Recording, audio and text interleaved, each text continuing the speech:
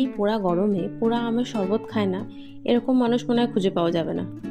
দুপুরে গরম রোদ থেকে বাড়ি ফিরে এক গ্লাস আম পোড়া আমের শরবত খেলে এই মন প্রাণ দুটোই জুড়িয়ে যাবে।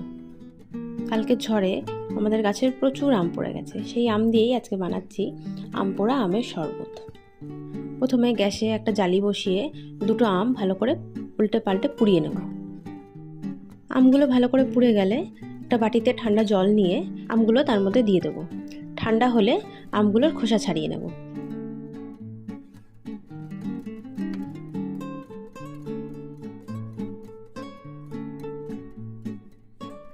এরপর একটা গ্রেটার দিয়ে আমগুলোকে ভালো করে গ্রেট করে নেব।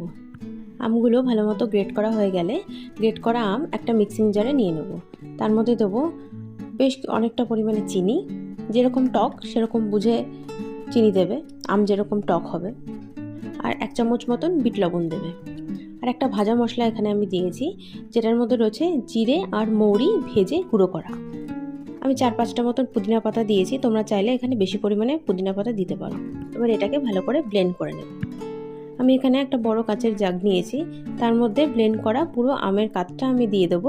দিয়েছি বেশ কিছু বরফের কুচি আর দিয়ে দেবে ঠান্ডা জল। ব্যাস, এবার একটা চামচের সাহায্যে এটাকে ভালো করে গুলে নিলেই রেডি আম পোড়া আমের শরবত। এবার এটাকে গ্লাসে ঢেলে তোমরা সার্ভ করো। খুবই রিফ্রেশিং, মন প্রাণ জুড়িয়ে দেওয়া আম পোড়া আমের শরবত।